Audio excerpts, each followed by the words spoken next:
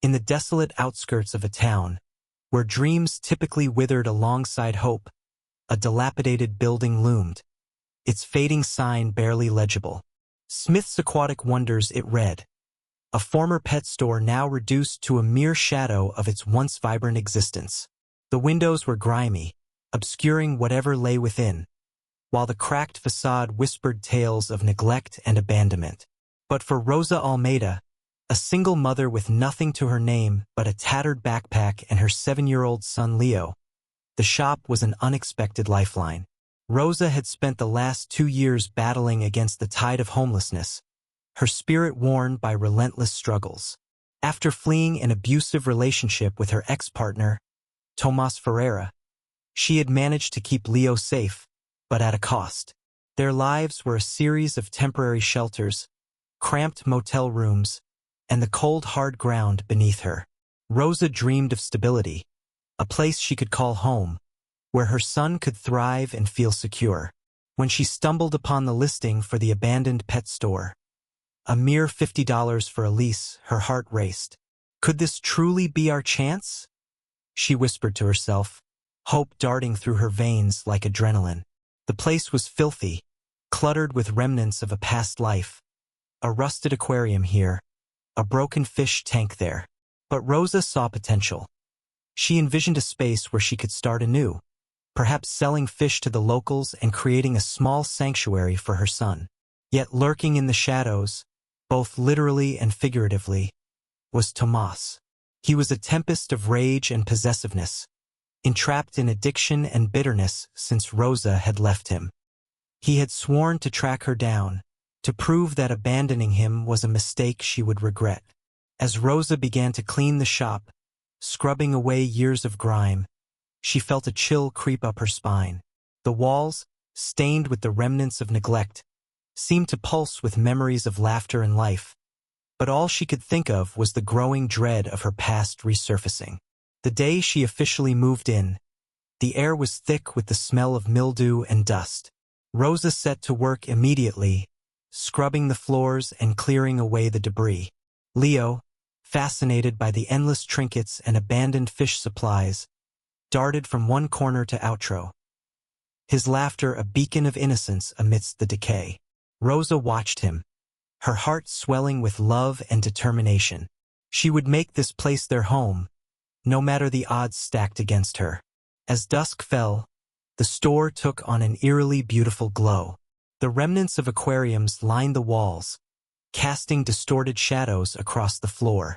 It was in that moment of quiet, while Leo toyed with a small fishnet, that Rosa discovered it. Tucked behind a battered cabinet, she found an old aquarium filter system, its heavy casing nearly buried under layers of dust. Curiosity piqued. She pulled it out, wiping away the grime to reveal its intricate design. But that wasn't all she uncovered. As she turned the device over, something glimmered in the dim light. A small compartment, cleverly hidden from view. Heart racing, Rosa fumbled with the latch, her breath hitching as it clicked open. Inside, nestled amongst the remnants of algae and neglected equipment, were small, gleaming stones. Her heart dropped into her stomach. They looked like diamonds. "Leo!" she called, her voice trembling with excitement. Her son rushed over, eyes wide with wonder. "Look what I found." She held the filter system aloft, revealing the hidden treasures within. The stones sparkled, refracting light like tiny stars, and in that moment, the burdens of their life began to fade. But the thrill of discovery was short-lived. A nagging thought crossed Rosa's mind. Where had these gems come from? What if they belonged to someone who had a legitimate claim over the store? A shiver ran down her spine as she recalled the vague whispers she had heard about the previous owner, a man named Gregor Smith, who had vanished under mysterious circumstances. The last reports had suggested he had ties to the criminal underworld, and whispers of stolen goods and lost fortunes echoed in Rosa's mind. Suddenly, the weight of her find transformed from a blessing into a potential curse.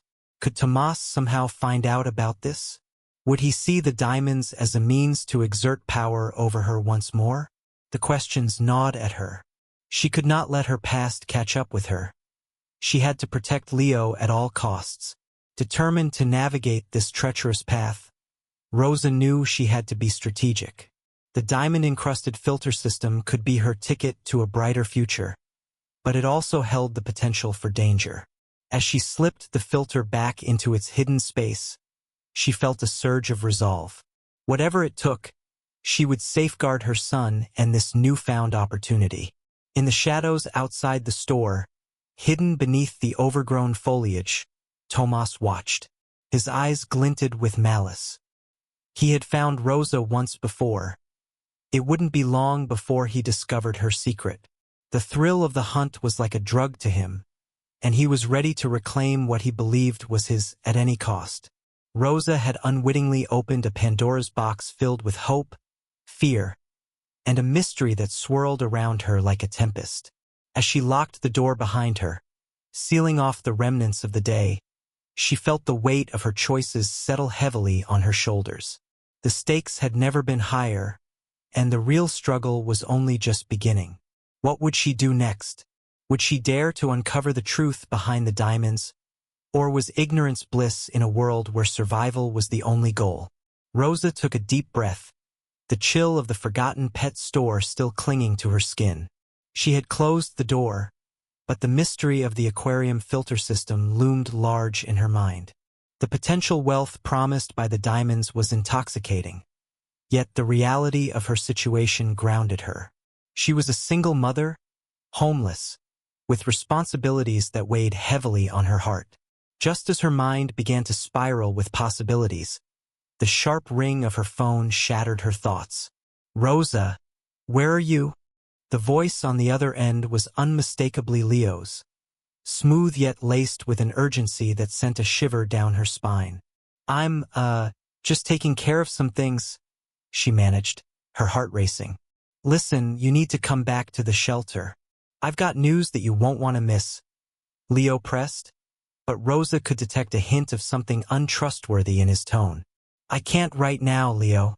I'm busy," she replied, trying to sound assertive but feeling her resolve crack under the pressure. "Busy doing what? You're not in any position to be making choices like that, Rosa. You need me. We all do," he said, the urgency morphing into thinly veiled anger. With that, she hung up, her heart pounding. Rosa felt the walls of her circumstances closing in. Leo was not just an ally. He had become a powerful figure at the shelter, feeding off the vulnerability of those around him. She had trusted him once, but now his words echoed as a warning. She decided to return to the pet store, her curiosity and instinct driving her. The shelter offered little safety. It was an environment where power was often exploited, and she wasn't keen on being ensnared by Leo's manipulation. As she walked back through the alleyways, the night cloaked her like a shroud. The flickering streetlights cast ominous shadows, mirroring her inner turmoil. Once inside the pet store, Rosa's determination grew stronger. She could hardly believe the odds stacked against her. An abandoned building, an aquarium filter, and the promise of diamonds hidden within. She knelt beside the filter, its once vibrant design now dulled by years of neglect. Her fingers grazed the cold surface, searching for any signs of life or treasure. Just as she felt her heartbeat synchronize with the hum of the filter, a sudden noise startled her. The door creaked open, and she spun around to find Leo standing in the doorway, a smirk plastered across his face. "What are you doing here, Rosa?" he asked casually, stepping inside as if he owned the place. Rosa felt a rush of anger and fear. "This is none of your business, Leo. I know what you really are," she said, attempting to sound defiant. "Do you?" he replied, his tone dripping with sarcasm. "You think you can just stash away some old junk and it will magically turn into diamonds? You don't know the half of it." She took a step back, her heart racing. "What do you mean?" Leo's eyes glinted with a mix of amusement and menace. "That filter has a history, one you're not privy to, and it's dangerous, Rosa." "What are you talking about?" Rosa demanded, her voice shaking. "The diamonds don't just belong to anyone. They're part of a larger game, a game you've unknowingly walked into. And trust me, I'm not the only player in this story." Clarifying his stance, he stepped closer, his presence imposing. "I'm here to offer you a deal. You give me half of whatever's inside that filter, and I can guarantee your safety. You'll have something to go back to, no more struggling." "And what do you get out of it, Leo?" Rosa pressed, distrust painting her words. "I'll help you. You need me, Rosa. You can't do this alone," he insisted, his tone shifting to a softer plea. "Think about your kid." Rosa felt a surge of desperation. Leo was right about one thing. She couldn't do this alone. But the thought of giving him any part of what she might uncover felt like a betrayal. "I'm not working with you, Leo. I can't trust you." "Suit yourself," he replied, a shadow flickering across his face. "But be careful. You're playing with fire here." With that, Leo turned and walked out, leaving Rosa alone with her thoughts and the weight of the situation settling heavily around her. The air felt charged, and she sensed she was running out of time. Suddenly, the filter emitted a low rumble, a sound that made her heart race.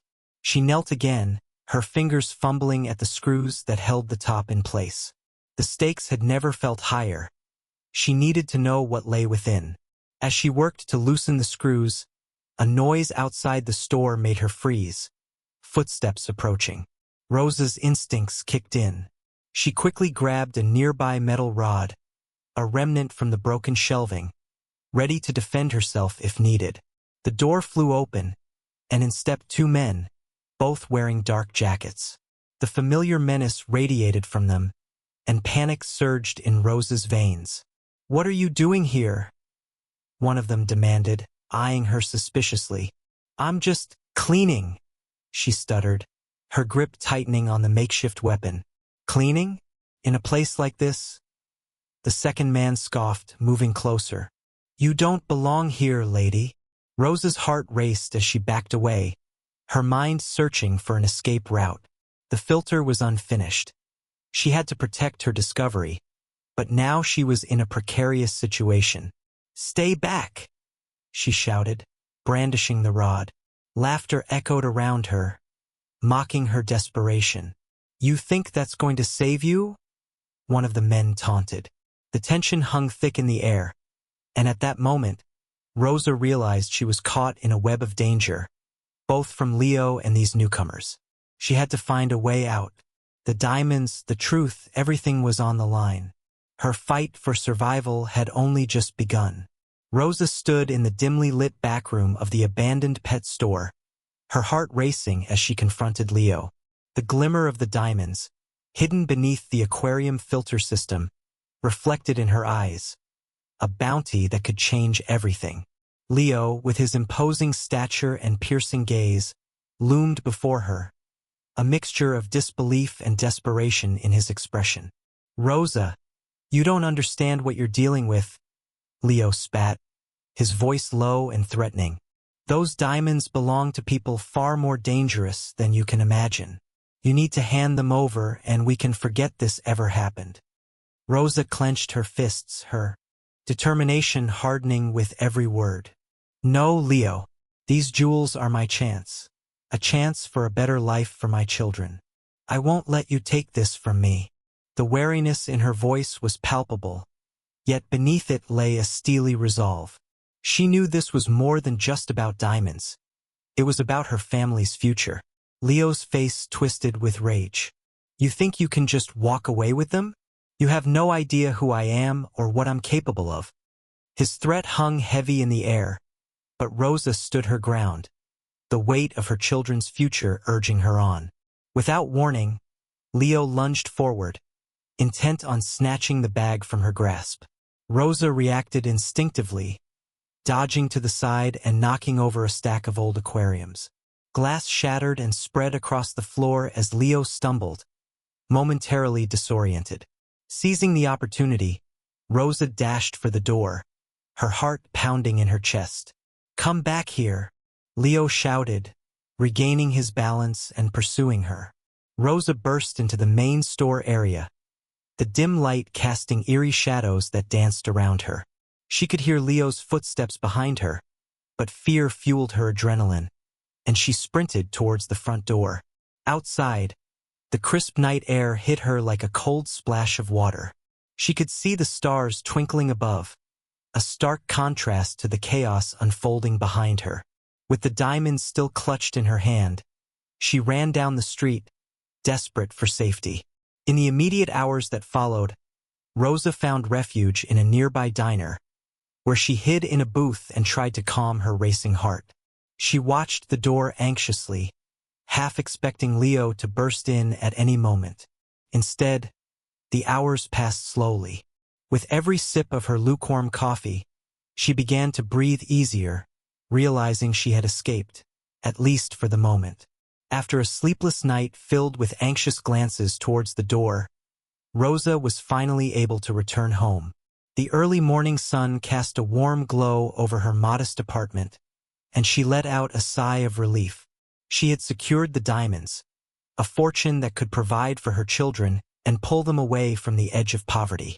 Yet the danger wasn't over. She knew Leo would come searching for her, his anger a volatile force she couldn't underestimate.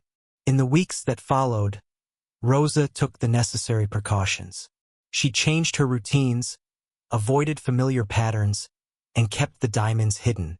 As the days turned into weeks, however, she found a new sense of empowerment. The money from selling a few of the smaller diamonds allowed her to secure a better apartment, buy clothes for her children, and even enroll them in extracurricular activities. The weight of her struggles began to lift, replaced by a flicker of hope. But as Rosa flourished, Leo's shadow lingered. He constantly threatened her from the periphery, leaving notes on her car and appearing in the neighborhood, a constant reminder of the danger she had narrowly escaped. She had kept quiet, but each day felt like a tense game of cat and mouse. Months passed, and although the fear of Leo still loomed, Rosa was determined not to let him control her life. She became more resourceful, using her newfound wealth to start a small online business selling handmade goods. Empowered by her determination to provide for her children, she found ways to channel her fears into creativity and purpose. In the medium term, her small business began to thrive. Rosa made connections with other local entrepreneurs, sharing her story of resilience. The diamonds had not only provided her with financial security, they had transformed her into a leader in her community. With every order she fulfilled, she gained confidence. Her children were thriving, and for the first time in years, she felt like she could breathe easily. Then, one day, a knock on her door sent her heart racing. It was a local reporter, interested in her story of survival and entrepreneurship. Rosa hesitated, but deciding to face her past, she shared her journey. The article published the following week brought her unexpected recognition and with it a new wave of customers. As her business grew, so did her sense of agency. Rosa no longer felt like a victim. The fear of Leo had dissipated into the background, and while he was still out there, she had become stronger, more vigilant. She had transformed her life from that of a homeless single mother to a proud businesswoman, using her experience to advocate for others in similar situations. In the long term, years later, Rosa's story became one of triumph. She had built a thriving enterprise, expanded her reach, and inspired countless others. Her children, now teenagers, had everything they needed to pursue their dreams. The diamonds were long gone, but the values Rosa instilled in her family, resilience, courage, and the importance of community, remained. However, Leo remained a haunting reminder of her past. The resolution may have been personal, but it was a constant battle to stay vigilant. Yet Rosa had learned to stand her ground. No longer dictated by fear, she walked through life with her head held high, empowered by the trials that had shaped her into the woman she became. A fierce protector of her family and a beacon of hope in her community.